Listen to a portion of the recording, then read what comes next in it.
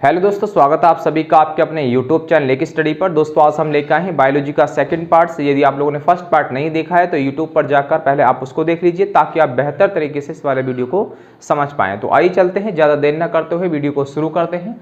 आज का हमारा टॉपिक इसमें शुरू है ग्रसनी। ग्रसनी अर्थात फेरिंग्स की हम बात करेंगे। फेरिंग्स की हम बात कर रहे हैं। फेरिंग्स को दो भागों में बांटा, निगल द्वार एंड कंठ द्वार। निगल द्वार क्या होता है? कंठ द्वार, मतलब जहां से भोजन पेट के अंदर जाता है उसे निगल द्वार कहते हैं। कंठ द्वार जहां से हम सांस लेते हैं, अर्थात फेफड़ों से वायु आती है और फेफड़ों को वायु जाती है, तो वहां से होता है कंठ द्वार होता है। ठीक है, अब हम बात करते हैं कंठ द्वार पे एक तरीके की एक प्रकार की पट्टी लगी होती है जिस पट्टी का नाम है एपिग्लोटिक्स। क्या होती है? एपिग्लोटिक्स पट्टी लगी हुई होती है।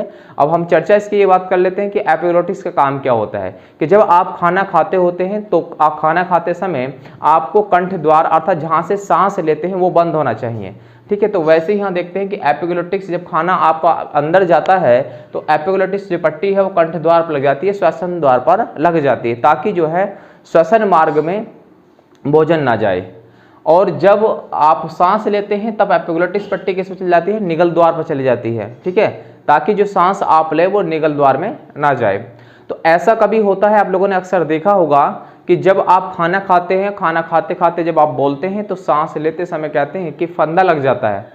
फंदा लगता है, नाक से और मुंह से क्या निकल जाता है? भोजन निकल जाता है। तो वही चीज़ क्या होती है कि एपिग्लोटिक्स पट्टी जो है ना तो निगल द्वार पर पहुंच पाती और ना ही आपके कंठ द्वार, बीच में रह जाती है, जिससे आपके फेफड़े क्या होते हैं? प्रेशर नीचे से बनाते हैं और भोजन को ऊपर की ओर फेंक देते हैं, जिससे नाक से और मुंह से क्या होता है? भोजन बाहर निकल जाता है। ठीक है, तो आगे चलते हैं। आगे हमारा ग्रास नली। ग्रास नली और ग्रसनी में इतना अंतर होता है। ग्रस नली जो मुख के ऊपर से निकलती है और दो भागों में बढ़ जाती है, उसका एक भाग है ग्रास नली। ग्रास नली जो है कहाँ तक जाती है? अमाशय तक जाती है। अमाशय मतलब स्टोमच तक जाती है। अभी हम बात करेंगे स्टोमच के बारे में। इसे ओसोफेजिस के नाम से जाना जाता है। अब इसका काम क्या है हम बात करते हैं। तो सबसे पहले बात करते हैं कि जो इसकी लंबाई होती है वो 25 सेंटीमीटर लंबी होती है। ये 25 सेंटीमीटर लंबी एक नली होती है जिसमें भोजन का क्या होता है? पाचन नहीं होता है। मतलब ग्रास नली की हम बात करें तो इसमें भोजन का पाचन नहीं होता है। और दूसरी पॉइंट की अगर हम बात करते हैं तो इसमें क्रमाकुचन होता है। क्या होता है? क्रमाकुचन अर्थात पेरिस्टोलिसिस होता है। पेरिस्टोलिसिस का मतलब है कि भोजन क्या होता है? भोजन इस माध्यम से, मतलब क्रमाकुचन मतलब क्रम से चलता है। क्रम से कहाँ जाता है? अमाशय में जाता है और इसमें सुकड़न होती है और शिथिलन होती है। भाई जब आपकी ग्रास नली जो है वो सुकड़ेगी और क्या होगी? फैलेगी, सुकड़ेगी और फैलेगी, तो क्या होगा? उसमें भोजन जो है नीचे की ओर जाएगा और एक क्रम के अनुसार जाएगा। तो ग्रास नली का बस इतना ही काम होता है कि ये 25 सेंटीमीटर से लंबी होती है, इसमें कोई पाचन नहीं होता है। इसी में क्या होता है? भोजन का क्रमाकुचन होता है, अर्थात इसमें ग्रस नली में सुकड़न और क्या होता है? शिथिलन होती है। आगे चलते हैं। हमारा नेक्स्ट पॉइंट होता है कि जो ग्रास नली होती है, ये ग्रास नली किससे जुड़ी होती है? तो ये जुड़ी होती है अमाशय से। अमाशय की हम बात करते हैं तो अमाशय को स्टोमच कहते हैं। और स्टोमच की हम बात करते हैं तो यह उदर गुहा अर्थात एब्डोमिनल में बाईं ओर स्थित होता है। मतलब उदर गुहा के किधर होता है? ये बाईं ओर को स्थित होता है, मतलब इस साइड में इसको स्थित होता है। आगे हम बात करते हैं कि इसकी लंबाई लगभग 30 सेंटीमीटर होती है। मतलब अमाशय स्टोमच की लंबाई कितनी होती है? तो 30 सेंटीमीटर ये लंबा होता है। और इसके 3 भाग होते हैं। स्टोमच के कितने भाग होते हैं? 3 भाग। अमाशय के 3 भाग होते हैं। 3 भाग कौन कौन से होते हैं? एक भाग होता है कार्डियक, एक होता है फुंडिक और एक होता है पाइलोरिक्स। पहला ऊपरी जो भाग है इस भाग को कहा जाता है कार्डियक, और जो आपका मध्य भाग होता है इसको कहा जाता है फुंडिक, और सबसे नीचे वाला भाग इसे क्या कहा जाता है? पाइलोरिक के नाम से जाना जाता है। किस नाम से? पाइलोरिक के नाम से जाना जाता है। इस अमाशय की जो आंतरिक परत होती है, इस आंतरिक परत पर एक तरीके की क्या होती है? झिल्ली चढ़ी होती है।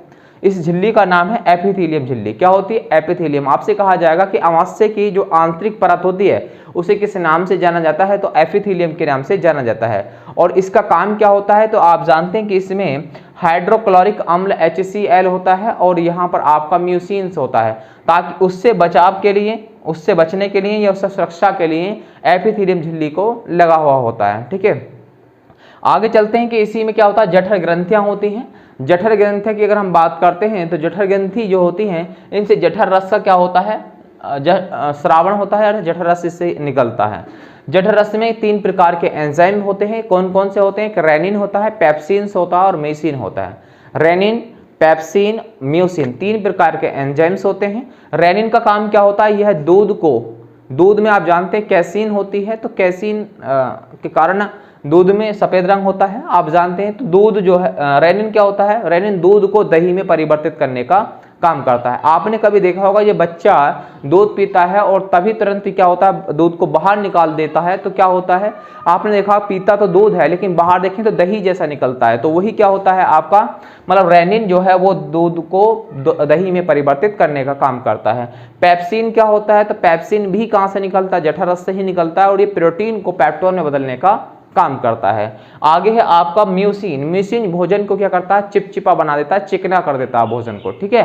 तो मैं समझता हूं कि यहां तक की बात आपको समझ में आई होगी। आप एक बार इसका स्क्रीनशॉट कर लीजिए।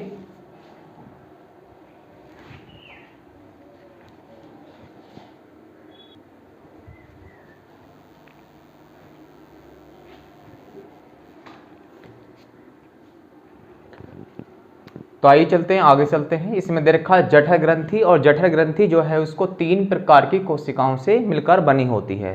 3 प्रकार की कोशिकाएं इसमें होती है। 3 प्रकार की कोशिकाएं कौन कौन सी होती हैं, तो ये समझते हैं। पहली होती है श्लेष्मा कोशिका, जिसे हम कहते हैं म्यूकस सेल्स के नाम से इसको जाना जाता है। दूसरा होता है आमलजन कोशिका, जिसको ऑक्सीनेटिक्स सेल्स के नाम से जाना जाता है। और तीसरी जो कोशिका होती है उसे जाइमोजिन कोशिका, अर्थात उसकी बात करते हैं जाइमोजिन सेल्स के नाम से जाना जाता है।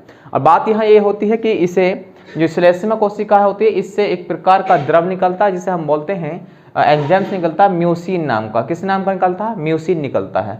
और अमरजन से क्या निकलता है, तो इससे HCl हाइड्रोक्लोरिक अम्ल निकलता है, ठीक है। जो कि आप जानते हैं कि जो भोजन है वो अमाशय में पहुंचता है तो उसे क्या बनाने का काम करता है, ये अम्ल बनाने का काम करता है, ठीक है।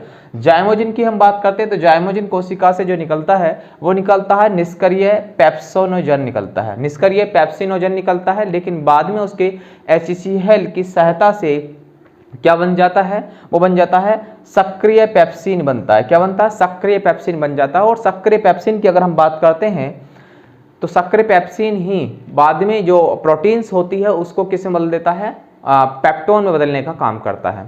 अर्थात हम कहें तो अमाशय से छोटी आंत में जाने वाला जो पदार्थ होता है उसे हम क्या बोलते हैं, काइम के नाम से जानते हैं। क्या नाम से जानते हैं, काइम के नाम से जानते हैं। जब काइल की बात करेगा तो काइल कहाँ से निकलता है, तो बड़ी आंत से निकलता है काइल, ठीक है। तो ध्यान रखना आप लोग।